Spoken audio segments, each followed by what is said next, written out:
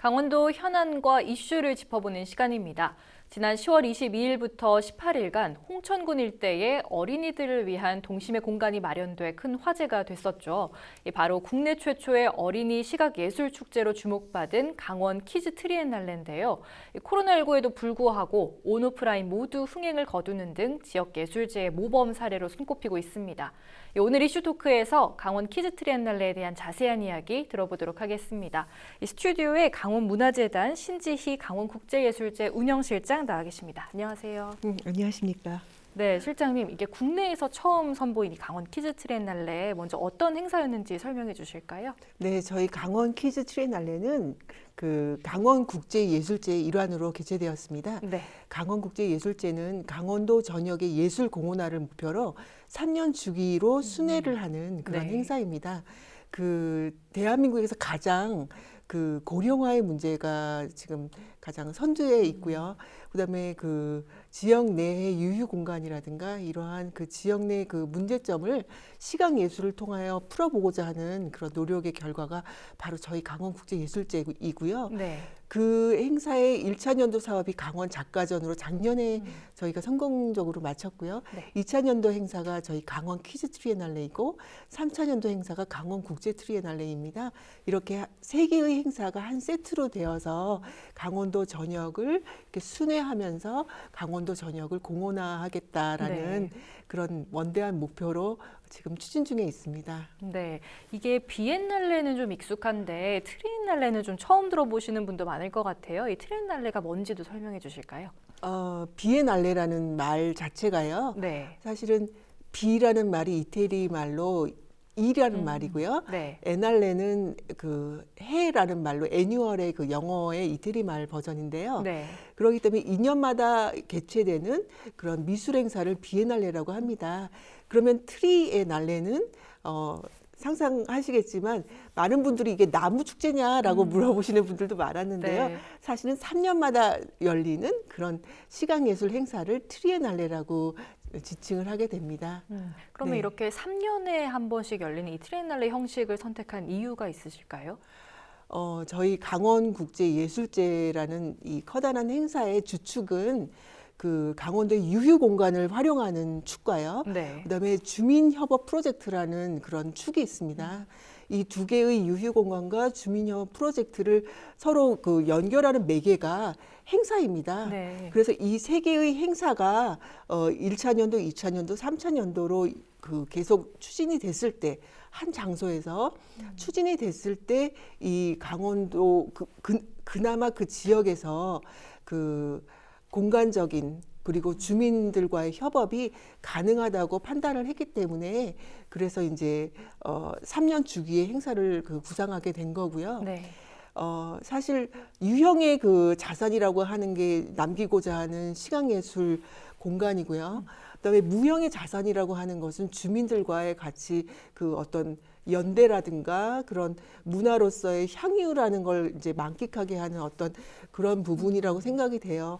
이런 부분들이 강원국제예술제에서 저희가 이루고자 하는 그런 부분이기 때문에 네. 그래서 3년의 그 트랙을 만들게 되었습니다. 네. 그러면 올해 열린 이 강원 키즈 트리엔날레에 좀 어떤 성과들이 있었는지 좀 소개해 주실까요?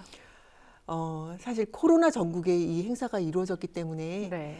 그 아무런 그 무사고로 이루어졌다는 게 저희로서는 정말 정말 여러분들의 성원에 그 힘입어서 가능했다고 생각을 네. 하고 있습니다.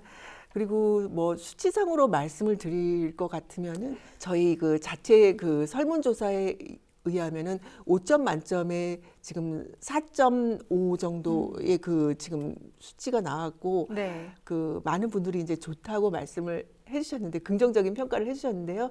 저희가 자체적으로 정말 고맙게 생각하는 거는 저희가 그 사전 예약제를 실시하면서 네이버에 네. 그 리뷰 평점이 있습니다. 근데 그 리뷰 평점이 5점 만점에 4.7을 마크하게 된 거예요. 네. 그래서 그 사실 상당히 높은 점수거든요. 네. 그래서 많은 분들이 이렇게 최초의 어린이 시각예술 행사와 체험형 행사 그리고 그 어린이들이 중심이 되는 행사에 대한 그 높은 평점을 주셨어요. 이런 부분에서 저희가 상당히 많은 성과를 이루지 않았나 싶습니다.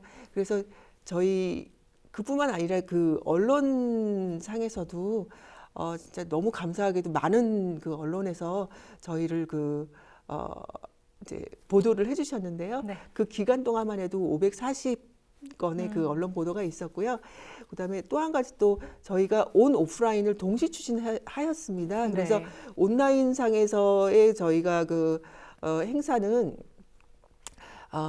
기간 동안에 그 온라인 전시관과 그다음에 온라인 아트스쿨이라는 것을 그 전시 기간 동안에 실시간으로 스트리밍으로 지금 모든 것을 진행을 했고요. 네. 그런 와중에 지금 전체 그 뷰수가 4만 조회수가 넘게 네. 나오는 그런 결과를 이제 저희가 가지게 된 것도 정말 큰 그 성과 중에 하나라고 생각을 합니다.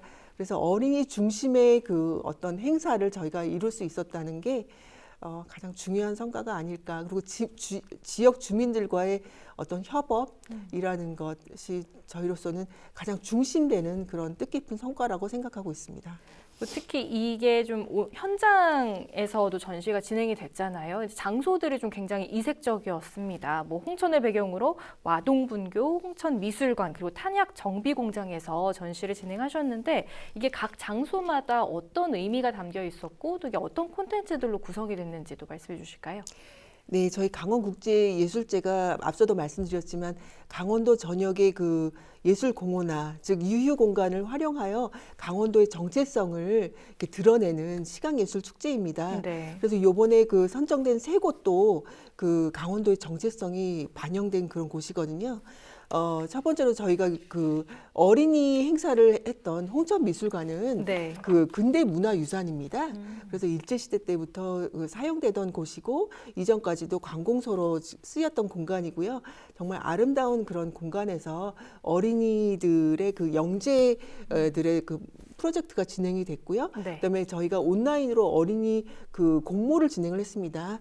국내외 공모였고요. 네. 그래서 거기서 그 선정된 그 많은 분들이 정말 지원을 해주셨는데 그 중에 선정된 30명의 어린이 작가들의 작품이 거기에 전시가 되었습니다. 어린이 영재와 어린이 공모전 작품이 그 홍천미술관에 전시가 되었고요.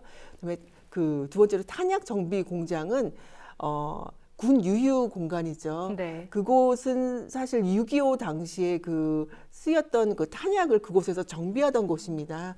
그런데 들어가 보시면 정말 그 많은 분들이 특이한 그 공간 구성에 네. 그 놀라움을 금치 못하셨었는데요. 그곳에는 이제 그 탄약을 정비하기 위한 컨베이어 벨트가 일단 구성이 돼 있고 그 중간중간에 거대한 그런 가벽이 놓여져 있습니다. 네. 그래서 그 컨베이어 벨트는 작품의 좌대가 되고 그다음에 중간중간에 그 벽들은 그 자연스럽게 파티션이 되어서 그 공간이 이색 그런 전시 공간으로 탈바꿈할 수가 있었습니다. 네. 그곳에서는 그 아트 탄약전이라고 해가지고 50명의 그 아티스트 분들의 그 작품과 영상과 또 아티스트 박스가 같이 전시가 되었습니다. 또한 그 외부 공간에는 그 국내의 이목상 작가님의 그 평화의 순례길과 평화의 나무가 그게 설치가 되어 가지고요. 네. 600명의 그 사람들로부터 평화란 무엇인가라는 그 메시지를 받아가지고요. 그래 거기다 이제 거는 행위를 같이 하고 그럼으로써 그 작품이 또 완성되는 그런 참여형 예술 프로젝트가 진행이 되었고요. 또 거기에 그 탱크가 있는데요. 네. 탱크에는 그 설치 작가 최정아 선생님이 현충원에서 그 작품을 그 꽃을 갖다가 수거해 오셔가지고요. 거기다가 이제 탄약 그 탱크에다가 꽃을 갖다가 다시 얹는 그런 행위를 또 같이 진행을 했습니다. 그것도 참여형으로 네네. 이루어졌는데요.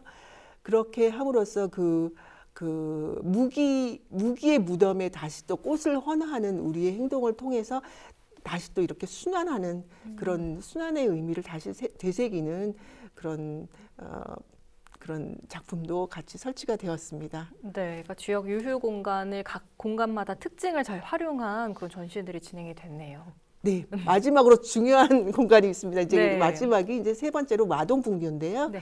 와동분교는 이 행사의 어떻게 보면은 피날레라고도 이번 행사의 이제 피날레 공간이라고도 할 수가 있는데 그 공간은 60여 년에 1953년에 그 개교를 했기 때문에요. 네. 60년의 그 긴 히스토리를 갖고 있는 공간입니다. 그래서 거기에 이제 설치된 무슨 거기 이승복 어린이의 동상이라든가 그 이순신 장군 동상 우리 시대마다의 그 초등학교에 놓였던 동상들이 그대로 남아 있는데요. 네.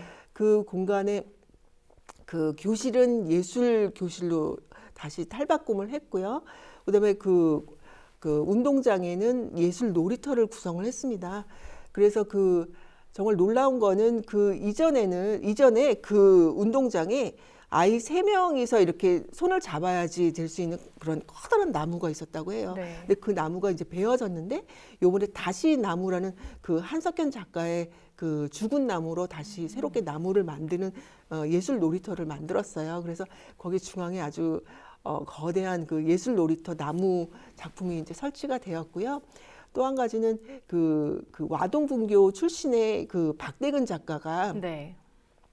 거기에 해피 버블버블이라는 작품을 만들었습니다. 이 네. 해피 버블버블은 이 작가가 이 초등학교가 폐교가 된다는 소식에 너무나 가슴이 아팠다고 해요. 그런데 다시 아트 스쿨로 다시 재탄생한다는 소식을 듣고 그 행복감을 해피 버블버블이라는 그 제목으로 그 작품을 형상화했는데요. 특이한 점은 여기서 그 동창회를 하면서 동창들과 같이 그걸 같이 타일 작업을 같이 했어요. 네. 그렇게 해서 이제 서로 이제 주민 참여적인 의미를 되새기는 그런 전시가 그 공간에서 진행이 되었습니다. 네. 그리고 이번 행사가 좀 어린이들이 중심인 축제잖아요. 그러니까 네네. 특 관람객 80% 이상이 좀 어린이 동반 가족이라고 들었는데 그러면 어떤 식으로 좀 어린이들이 이 축제에 좀 참여를 했나요? 기획 초기부터 네. 어린이 중심 행사를 기획하였습니다. 네. 어린이가 사실 많은 시각 예술에서 어린이를 그 어린이 행사를 하고 있지만 어린이가 중심이 되고 어린이의 기획을 담으려고 하는 행사는 그리 많지 않았습니다. 근데 사실 어린이들이 어떤 생각을 하고 있는지 그거를 담아보자. 그게 이제 저희 행사의 초기부터의 기획이었고요. 네. 그래서 어린이 자문단을 모집을 했습니다. 그래서 많은 분들이 자문단에 이제 지원을 해주셨고 그 어린이들의 그 말을 듣고 최대한 그것을 저희 행사에 반영하기 위해서 노력을 하였습니다. 그래서 그 아이들이 여러 가지 의견을 주셨는데요. 누워서도 볼 수 있는 전시가 있었으면 좋겠다. 네. 아니면 만질 수 있는 전시였으면 좋겠다. 크게 떠들 수 있는 전시였으면 좋겠다. 이런 다양한 의견들이 있었습니다. 그래서 이런 것들을 저희가 최대한 담아서 공간을 이제 구성하고 그리고 최대한 어린이가 참여하는 그런 참여함으로써 그것이 완성되는 그러한 작품을 구성하였습니다. 네.